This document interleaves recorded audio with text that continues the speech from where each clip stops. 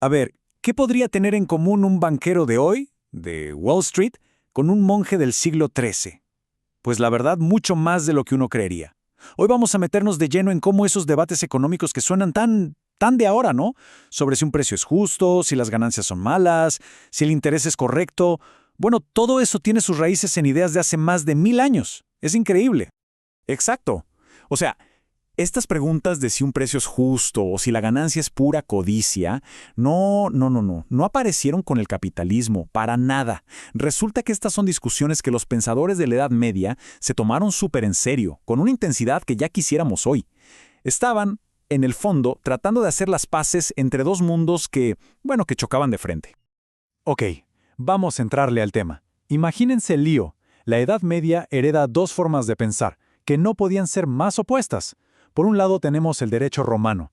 Esto era, para que nos entendamos, el laissez-faire de la época, el dejar hacer. Su lema era propiedad privada absoluta y total libertad de contrato. O sea, si dos personas se ponían de acuerdo en un precio, ese precio era justo y punto. Pero, por el otro lado, estaba la tradición de los primeros cristianos. Y ellos veían el comercio con una desconfianza tremenda. Siempre advirtiendo contra el amor al dinero, la acumulación, sentían una hostilidad casi natural hacia los comerciantes. Así que prácticamente toda la economía medieval fue un intento gigantesco por resolver esta contradicción. Y justo esa búsqueda nos lleva al primer gran tema, el famoso precio justo. A ver, ¿cómo es que pasamos de esa libertad total de los romanos, donde todo vale si hay acuerdo, a la idea de que existe un precio correcto, un precio moral para las cosas? Es un cambio de mentalidad brutal. Bueno, la clave, el origen de todo, está en este concepto con nombre en latín lessio enormis. Traducido, es algo así como pérdida enorme. Al principio, en el derecho romano, era algo súper específico, muy limitado. Solo aplicaba si, por ejemplo, alguien vendió un terreno y lo estafaban pagándole menos de la mitad de su valor real. Era una pequeña excepción, una salvaguarda en un sistema que, por lo demás, era de mercado libre. Pero aquí viene lo fascinante. Cómo esta pequeña idea empezó a crecer y a crecer. Primero llegan los carolingios y dicen, oye, esto no solo para terrenos, para todo. Después, en el siglo XII, los juristas de Bolonia le dan otra vuelta de tuerca. No solo hay que proteger al que vende, también al que compra y paga de más. Y para rematar, el umbral de lo que se consideraba injusto se fue haciendo cada vez más pequeño. Así, lo que empezó como una pequeña excepción, se convirtió en la regla. Y la libertad de contrato, pues, empezó a tener límites serios. Claro, la pregunta del millón era, ok, ¿y quién decide cuál es ese precio justo? ¿Cómo se calcula? Bueno, después de darle 1000 vueltas, la mayoría de los pensadores escolásticos llegó a una solución súper pragmática, la verdad. Dijeron, miren, el precio justo no es un número mágico que baja del cielo. No, es simplemente el precio común del mercado, la communis aestimatio, como le decían. O sea, el precio que se forma solito por la oferta y la demanda en una ciudad en un día concreto. Qué ironía, ¿no? Después de tantas vueltas y restricciones, terminaron en una idea que suena pero muy parecida al mercado. Bueno, dejemos el precio y hablemos ahora del protagonista de esta historia, el mercader. Porque su figura, su reputación, dio un giro de 180 grados. Pasó de ser visto casi como un pecador, alguien de quien desconfiar, a ser considerado una pieza clave para la sociedad. Al principio la cosa estaba fea para ellos. La desconfianza era total. Citas como esta del libro del Eclesiástico lo dejan clarísimo. Reflejaban una hostilidad generalizada. La idea que se tenía era que eso de comprar barato para vender caro era por naturaleza algo sospechoso, algo que olía a avaricia, a engaño. Pero claro, esta visión fue cambiando, aunque tardó, casi 1000 años. Fíjense en la evolución. Al principio, un tipo como Tertuliano decía que la profesión en sí era pecaminosa. Punto. Luego llega San Agustín y matiza. Ojo, el pecado está en la persona, no en el trabajo. Un gran paso. Más adelante, se empieza a justificar si era para mantener a la familia. Y el que le da el cierre de oro a esta rehabilitación es Santo Tomás de Aquino. Él dice, un momento, el mercader cumple una función social importantísima. Lleva cosas de donde sobran a donde faltan. ¡Boom! Un cambio de paradigma total. Y esto, claro, llevó a la siguiente pregunta. ¿Y la ganancia? ¿Es moral ganar dinero? Y los teólogos encontraron la forma de justificarla. Argumentaron que el beneficio no era simple codicia, no, era una compensación justa por el trabajo, por los gastos de transporte, de almacenamiento y sobre todo por los riesgos gigantescos que tomaba el mercader, naufragios, robos, de todo. Y por supuesto, la ganancia era legítima si era para mantener a la familia o para donar a la caridad. Al final, el foco cambió de qué se hacía a por qué se hacía. La intención se volvió clave. Sin embargo, había un tema en el que la Iglesia medieval no cedió ni un milímetro. Uno en el que se mantuvo inflexible por siglos: la prohibición de la usura. Este fue, sin duda, el debate económico más caliente, más polémico y más duradero de toda la era.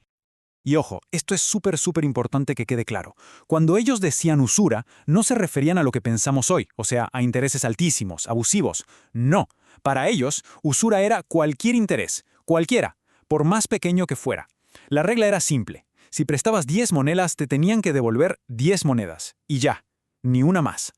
El argumento más potente contra la usura vino, otra vez, de Santo Tomás de Aquino. Y su lógica es interesante. Él decía, a ver, el dinero no es como una casa. Una casa la puedes alquilar, la usan y luego te la devuelven intacta. Pero el dinero, en el momento en que lo usas para comprar algo, se consume, desaparece de tus manos. Por lo tanto, cobrar interés era para él como vender el dinero y al mismo tiempo cobrar un alquiler por su uso.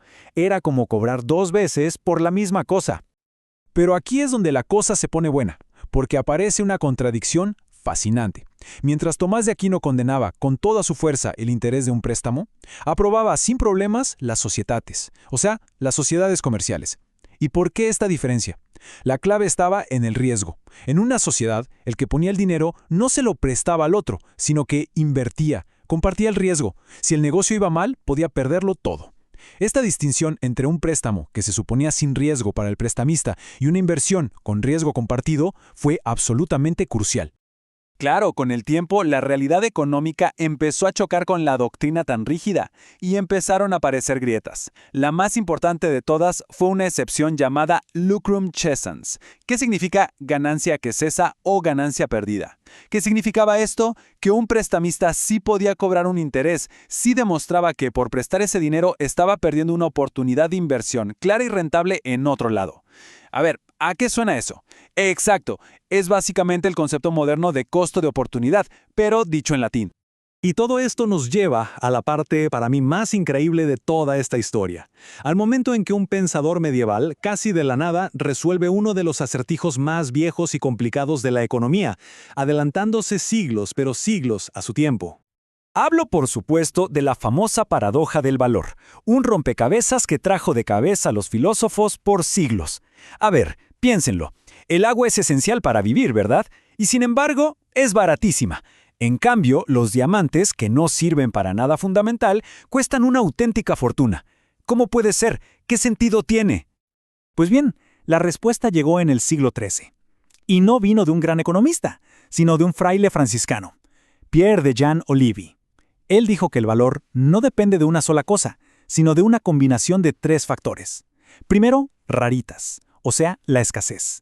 Segundo, virtuositas, que es utilidad objetiva, ¿para qué sirve? Y tercero, y esta es la clave de todo, la complacibilitas, el deseo subjetivo, las ganas que la gente tiene de poseer ese bien. Y aquí está la genialidad, la idea absolutamente revolucionaria.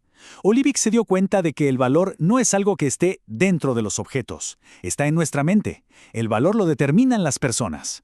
No importa qué tan útil sea algo en papel, su valor económico real depende de cuánto lo deseamos en combinación con qué tan difícil es conseguirlo.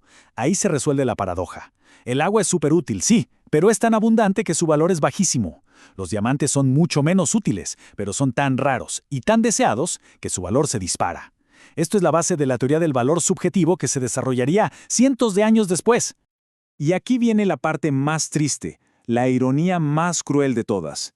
El genio que resolvió esta paradoja, Pierre de Jean Olivier, acabó condenado como hereje, no por sus ideas económicas, sino por sus posturas religiosas sobre la pobreza, que eran muy radicales para la época. ¿El resultado? Se ordenó quemar todos sus escritos. Sus ideas económicas tan brillantes se perdieron, se enterraron durante siglos, hasta que fueron redescubiertas mucho, pero mucho tiempo después. Es trágico. Al final del día, todos estos debates medievales sobre el precio justo, la ganancia, la usura, todos giraban en torno a una pregunta mucho más grande, una que ya había planteado San Agustín, la pregunta sobre la relación entre la economía y la justicia. Porque, como él decía, si quitas la justicia, ¿en qué se convierte un reino o un sistema económico sino en una gran banda de ladrones? Es una pregunta que sigue resonando hoy. Y la historia de Olivi nos deja con una última reflexión, una pregunta que da un poco de vértigo. ¿Cuántas otras ideas geniales, revolucionarias, se habrán perdido así en la historia? Silenciadas por la ortodoxia de su momento, simplemente esperando en la oscuridad a que alguien, quizás siglos después, las encuentre por casualidad. Da que pensar, ¿verdad?